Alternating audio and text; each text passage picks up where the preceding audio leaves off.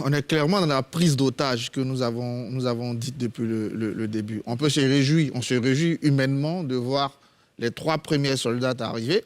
C'est un geste à saluer. Bien sûr, c'est à saluer, mais ça ne doit pas faire perdre le fond de l'idée, c'est qu'on est dans une prise d'otage.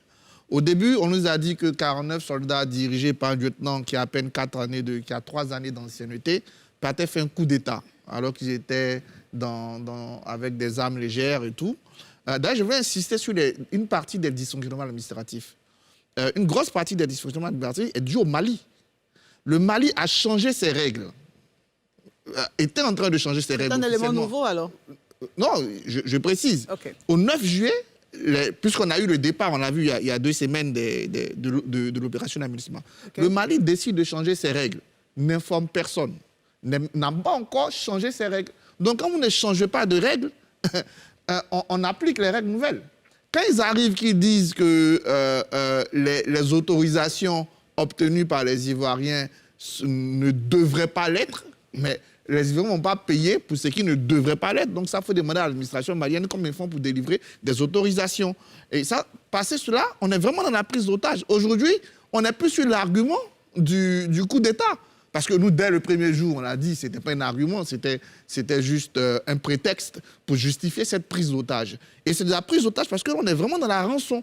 Voilà. Et bon, on sait très bien qu'on ne donne pas de rançon à un otage, sinon demain, il en fera plus. C'est-à-dire qu'à chaque fois que la junte malienne aura besoin de quelqu'un, elle va bloquer des ressortissants des pays qui vont aller chez eux. Je pense qu'on doit être ferme là-dessus. Et troisième chose, finalement, ils n'ont pas de bons services de renseignement. Parce que sur la liste des personnes qu'ils ont données, il y a un seul qui vit en Côte d'Ivoire, qui est Karim Keïta. Mais on sait très bien que les conditions de justice ne sont pas réglées. Et d'ailleurs, pour l'extradition, il y a des règles. Quand on doit extrader, ce n'est pas le gouvernement qui demande l'extradition, c'est la justice. Donc, si la justice malienne estime qu'on doit extrader Karim Keïta, parce que je dis, le reste des personnes qui demandent ne sont pas en Côte d'Ivoire. Elles viennent souvent en Côte d'Ivoire, mais ne sont pas en Côte d'Ivoire. Donc déjà, les Maliens doivent renforcer leur système de renseignement pour comprendre qu'ils ne sont pas en Côte d'Ivoire. Et la justice malienne va faire son travail d'extradition. Mais dites-nous, Arthur Bonga, puisque vous parlez des dysfonctionnements au niveau du Mali, il y a beaucoup de choses qui ont été dites dans ce débat, dans cette situation. Est-ce que clairement, du côté de la Côte d'Ivoire, il y a eu dysfonctionnement ou pas? Non-respect de procédures administratives? Il y a eu, pour ce que je sais, il y a eu peut-être oubli de certains documents administratifs. Mais dès que les autorités maliennes ont demandé ces documents administratifs, elles les ont reçus. Et j'ai déjà voyagé, tout le monde ici voyage. On ne peut pas, quand tu n'as pas tes documents administratifs, au mieux, on te ramène chez toi. Okay. On ne te condamne pas. Mais je veux dire que ces questions administratives n'ont jamais été évoquées pour condamner les militaires. On a parlé de coup d'État.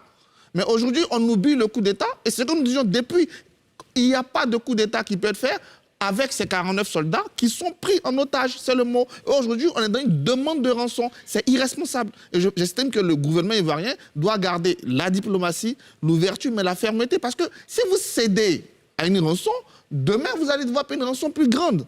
Très Donc, bien. on ne va pas rentrer dans cette logique de prise d'otage. Oui, bien sûr. Sur ce plateau, quand au début, j'ai parlé de gangsterisme d'État... On ne va pas vous permettre de le redire. Non, je le dis, de gangsterisme d'État, de prise d'otage, tout le monde aujourd'hui est unanime. Au début, on a dit oui, mais Guillaume en fait trop. Mais c'est la triste réalité. Depuis le début, sur ce plateau, j'ai dit qu'il n'y avait pas l'once d'une tentative de coup d'État au Mali. Depuis le début, je l'ai dit que nos soldats devaient servir de monnaie d'échange aux deux Maliennes.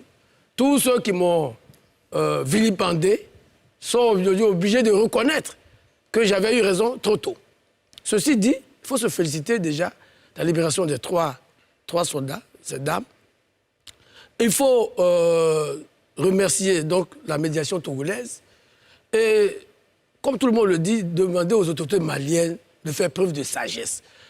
J'ai écouté Anno dire oui, il ne faut pas que les populations... Mais les populations sont exaspérées.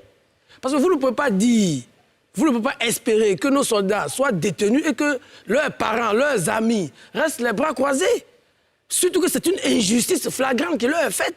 Ces jeunes gens n'ont rien à faire là-bas. Arthur l'a dit, s'il y a des dysfonctionnements, si vous n'en voulez pas, vous les ramenez. Mais nous avons 800 soldats, et je l'ai dit aussi au début. Il y a une incongruité totale.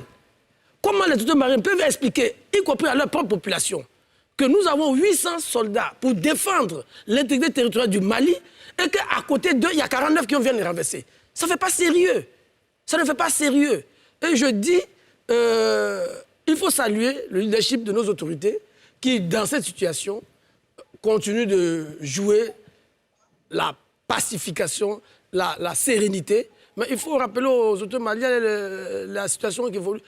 Elles n'ont pas intérêt à tirer trop sur la corde. Parce que la Côte d'Ivoire, c'est la Côte d'Ivoire. La Côte d'Ivoire, ce n'est pas le Mali. Je suis désolé, mais la Côte d'Ivoire et le Mali sont des pays frères, mais il y a un qui dépend plus de l'autre. Et c'est le Mali qui dépend de nous. Il faut le dire aux Maliens. Voilà, je pense que dans ces choses-là, on note bien. Il faut être clair. Aujourd'hui, ce que les autorités maliennes demandent, elles ne pourront pas l'obtenir. Il faut éviter d'envenimer la situation, libérer nos soldats. Si elles ont d'autres souhaits, je l'ai dit ici, il y a quelques jours, certains de nos amis disaient oui, mais maintenant que le dossier est judiciarisé, c'est une bonne chose. Mais je lui ai dit, mais vous pensez qu'au Mali, la justice est indépendante? Ce n'est pas une question de justice.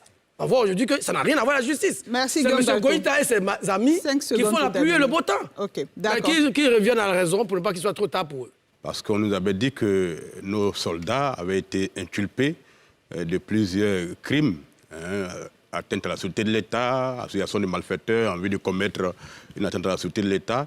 Et donc, c'est l'ensemble des 49 soldats qui avaient été inculpés dans cette logique-là. Alors, il est très curieux que, finalement, on dise que, pour des raisons humanitaires, on libère 3 femmes et que les autres, eux, sont maintenus.